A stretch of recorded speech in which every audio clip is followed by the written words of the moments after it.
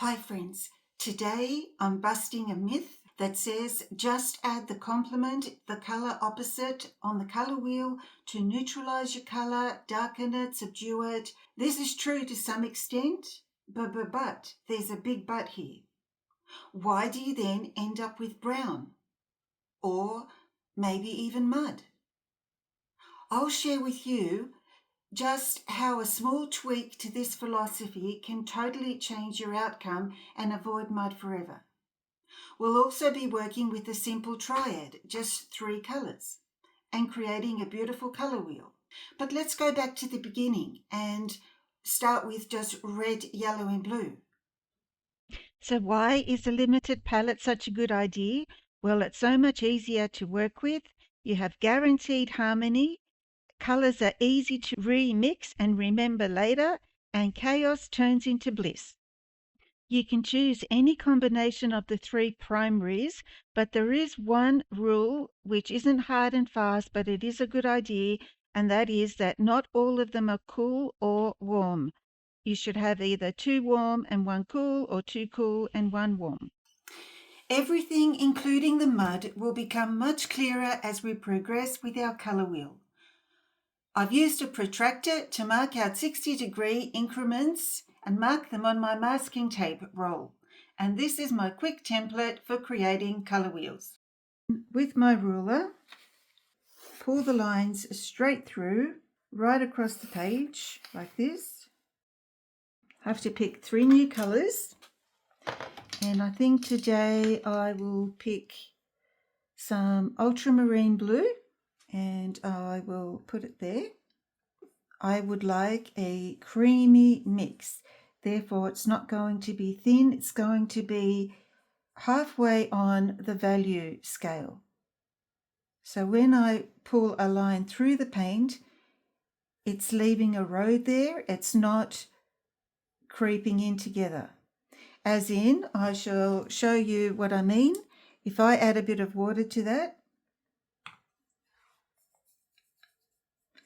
and if I pull a road through, it's caving in.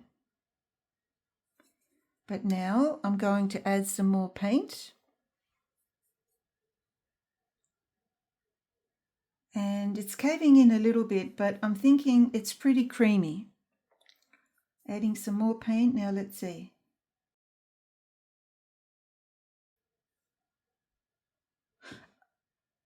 I just don't want it to be too thin. So that's a pretty creamy paint. So, all right, now let's put this creamy paint here. And now I'm going to wash my brush, tap out the excess water, and pick up just a little bit of paint so that I can create a gradient, meaning there's less and less color as I approach the center. If you're not sure about gradients, a gradient wash, you may want to see this video here where we learn about different washes. Now we need to pick a red, and I think today we'll pick quinacridone rose. So far, we're using French ultramarine, which is a warm type of blue as it leans towards red just a little, and quinacridone rose, which is a cool red, meaning it leans a little more towards the blue rather than yellow. And again, I want it to be creamy so that I have a good indication of, the strength of the color, what it looks like. That one's a little bit too thin still, so adding a bit more. I think I like that. Okay, so it's going to go over here, going on the outside of my wheel. I've washed it, tapped it once, coming here to make it a little bit thinner. Washing it, tapping it, coming over here. It's thinner. Okay, so what we have here is a warmish blue, a cool red. You need a yellow, but it doesn't matter whether you go cool or warm, as long as one of these 3 is different. So I'm going to go for Winsor Lemon by Winsor & Newton. And yes, that looks fairly creamy.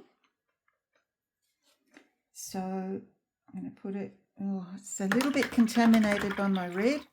I'll just do that again.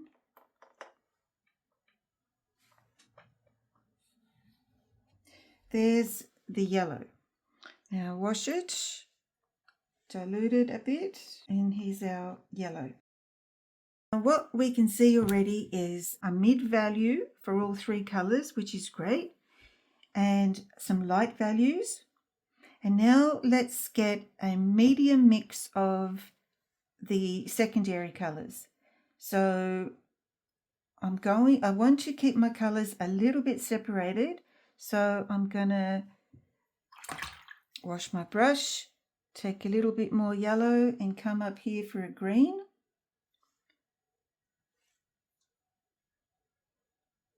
There's my highway, so now I'll paint that there. You can see straight away that it's probably a little bit thinner than a medium value, but the idea is for you to get as many colors out of this as you can. So no one's watching you. This is you.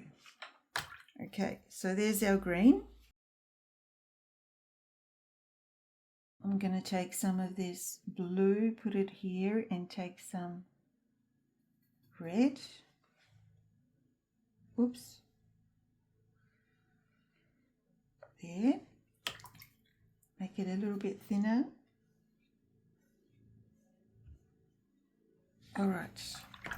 And now for our red and yellow.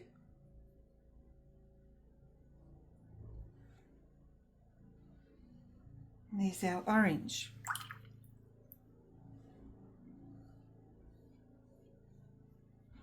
And the lighter values. It could be a little bit thicker, so I'm going to pick up a more Windsor lemon and add a little bit more rose to it and make it a bit stronger in value. We now have our primaries, yellow, blue, and red. We have our secondaries, green, orange, and purple. Now we look at our complementaries, which are opposite each other. So this is where the secret is. When you take a bit from the opposite side of the color wheel, it is most likely mixed at a 50-50 ratio or any other ratio, just not the exact amount that you need for a neutral. Therefore, the result will often be a brown. Well, to make mud, you mix all three colors without paying attention to the right amount of each. The correct way is to mix a natural neutral out of the three colors you're using, creating a color as close to black as possible. Then by adding a little bit of this to any other color, the result will be a beautiful shade of that color and not mud. So to mix a neutral or black, you generally need more blue, let's say about 60%, less red, about 30%, and a small amount of yellow just to balance it out. And look, pretty soon we're going to have a beautiful black color. Now I need a little bit more yellow. We just have to keep adjusting and enjoying it. If it's too purple, you need more yellow. If it gets brown, you need more blue. If it's red, you need more green, which of course again is blue and yellow. Now to that myth busting. Just add a small amount of the opposite color on the color wheel. Let me demonstrate and you'll see what happens. This is not always, but so very, very easily done. Here I have a sheet of Montmartre cotton rough paper. In this example, I'm using French ultramarine, azo yellow, and quinacridone coral, all by Daniel Smith. Now, to prevent this paper from drying too fast, as I talk, I'm going to spray the back of the paper. Okay, so now I'll put it down. Okay, now we know that the opposite of orange is blue. So if I take a little bit of blue and add it to the orange, I'll get this, which is fair enough. But if I was to add a tiny little bit of the natural neutral, the result is that. Now, I don't know if you can see the difference, but that's a much nicer neutral than that one. Now, let me just show you a few more examples just so that you can start to see the difference. This is green mixed from blue and yellow. All right, washing my brush, patting it dry. The opposite of this is red. So I'll take a little bit of red and add it to my green.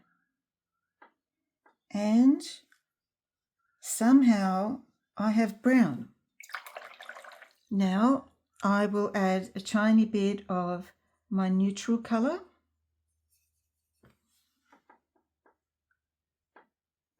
And look at that green. It can be a little bit darker still. There we go. We'll do it again on another color so you can really start to see the difference. Here is blue.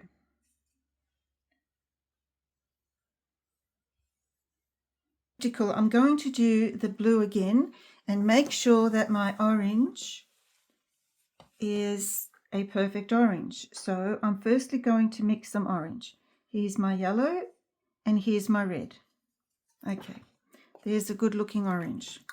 Now let's go for some blue.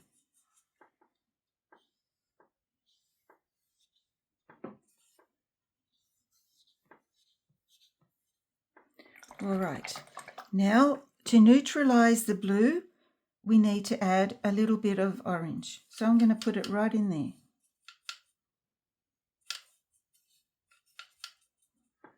And that is a better result than before. But now if I add, well, I have to get some fresh blue. And a little bit of the natural neutral.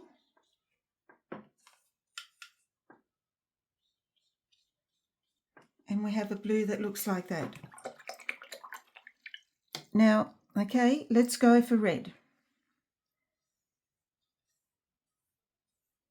This is a beautiful quinacridone coral red.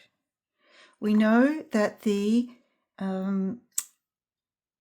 opposite color is green, so I'm going to add, well, have to get a bit of green and put it up the top here and add some red to it. And look, I'm not convinced of the color. But now let me add some of this. So I'll put the red over here.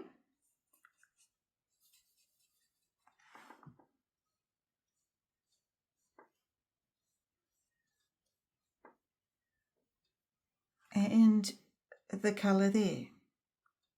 I think that's a clear winner which one is the better one. But no, let's, if you still need more convincing, how about we go with purple?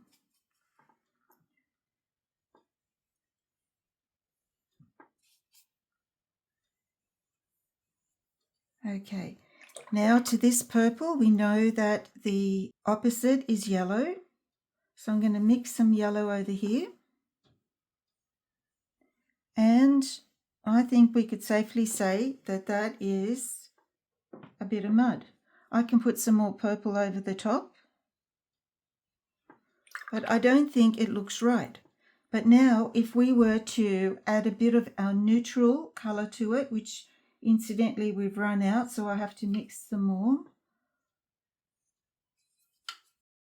So here I am mixing the neutral, and again it's going to be about 60% blue, about 30% red, and about 10% yellow just to balance it out. And we'll get a nice black.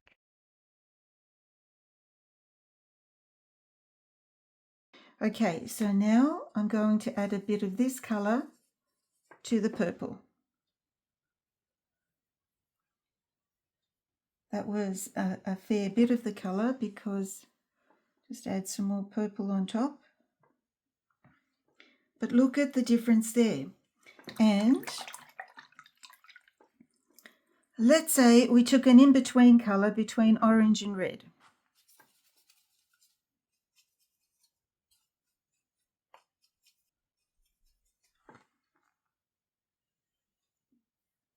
So the in-between colour, on the colour wheel, if you've got an orange red, that would mean that the opposite colour on the colour wheel would be,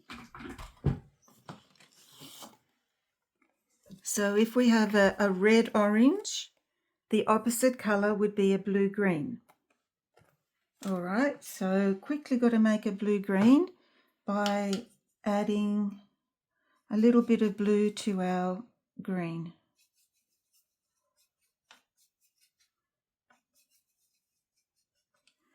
Okay, so a little bit too much. Okay, like that. Now, what if I was to add a little bit of our natural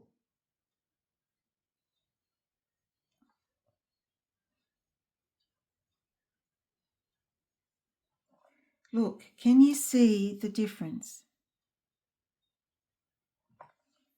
The difference with the orange, this one versus that one. Or just how easy it is to make mud on this side, and how much easier it is to get the right result on this side. Let's go for a pure yellow. So here is yellow. Now we know that the opposite would be a purple, and I need some clean purple, so I'm going to put a bit of blue here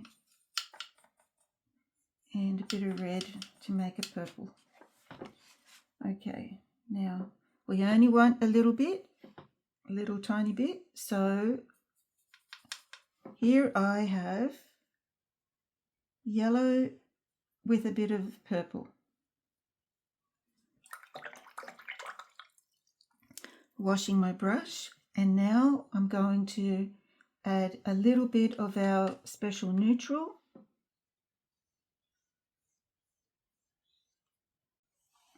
So, friends, what do you think about this myth busting? Are you surprised at the results? I know I was, and so let me know. Tell me in the comments if you've had a problem with adding some complement to your color and then getting a brown. By adding a little bit of the opposite color, it's actually really easy to make mud. So here we have the opposite color, and on this side we have our neutral. So I'm going to show you some color wheels now that will take the mystery out of everything.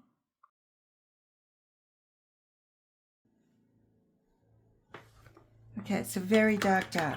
Now, watch what happens when we add this neutral that we've mixed all by ourselves to our colors. Here I've added it to the yellow. And it's a nice shadow color. I need to add some more yellow up here. Now let's add a little bit more.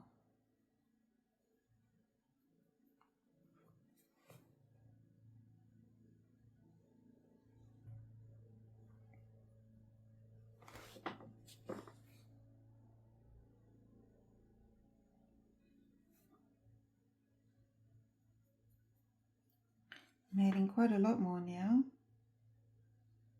But you'll see we're going to get some beautiful colors here. All right, now let's go over to the green. So here's our green.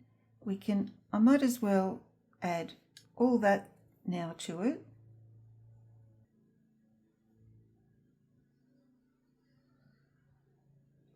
There's a beautiful green. I can see that my neutral isn't quite neutral enough, so I'm going to add a little bit more blue to it. Oh, I think that's a lot blacker. Look at that. So now let's add some of that to this and watch it get darker. Add a little bit more. And it's darker still. I'm washing my brush. Now moving over to the blue. I'm going to put the blue there.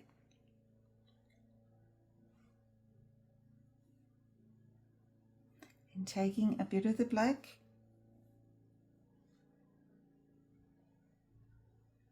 Look at that beautiful dark blue.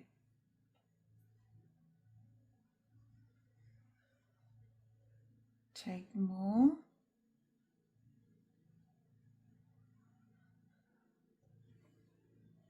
Yes. Now I need purple. I don't want to waste my paint, so I'll just get some red and add it to this here.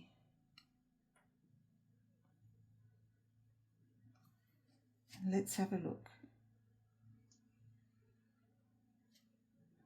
And we'll add some more.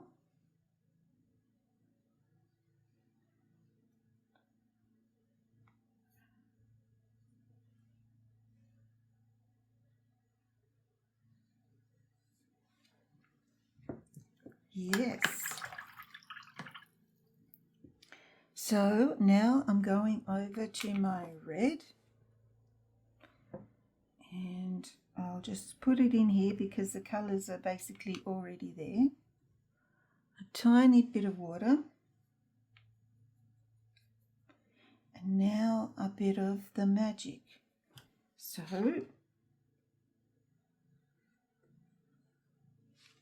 there. A little bit more.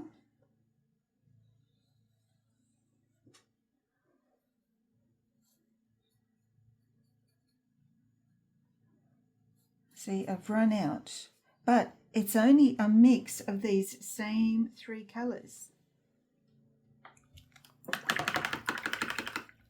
All right, now going to make an orange, and I might as well put it into the clean red because here is our orange. Put a little bit more in there. Okay, so here's some orange, which is quite like that one there. But now, because we know our neutral is made up of all these colours, well, I'm just going to collect all of these.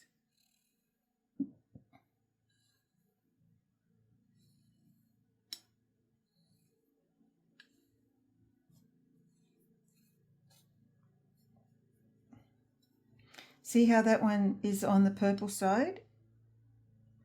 It needs a little bit of yellow. And it will become more neutral. It's on the brown side, so it needs more blue. And look, we're getting there. So a little bit of this now to the orange.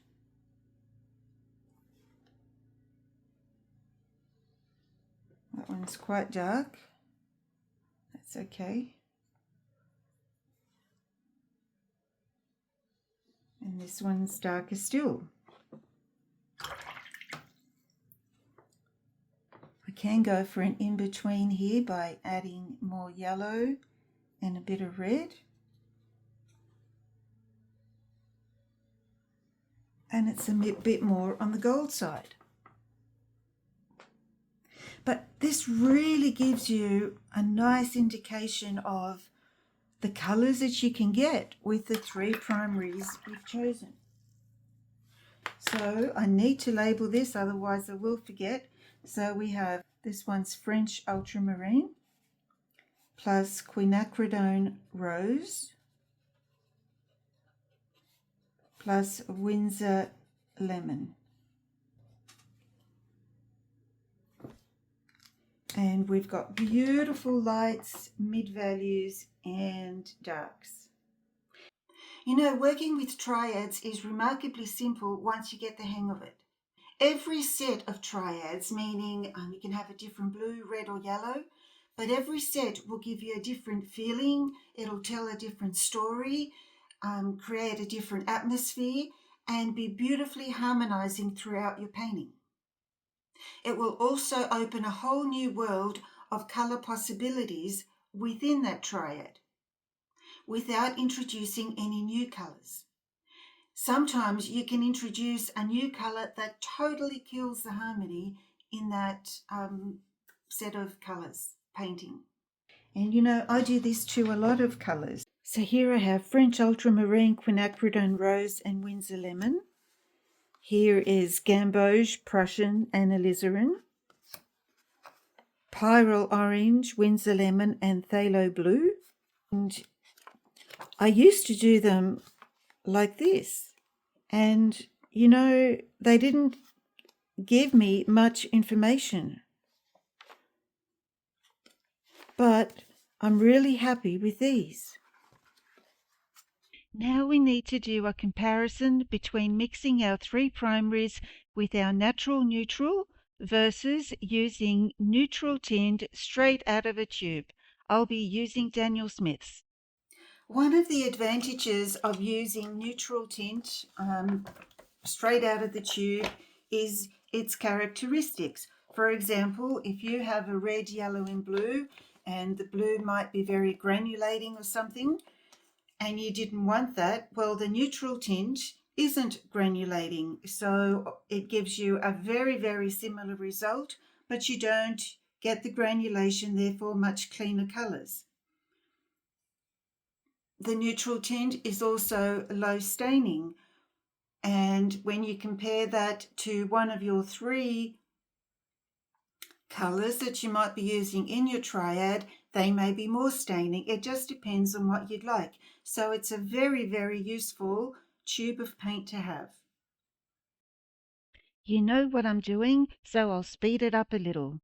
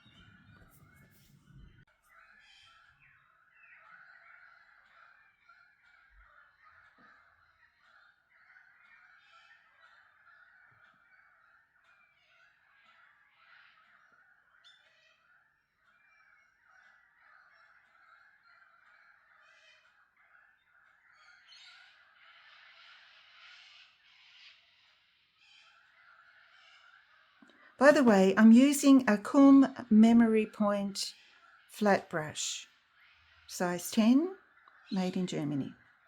Nice brush.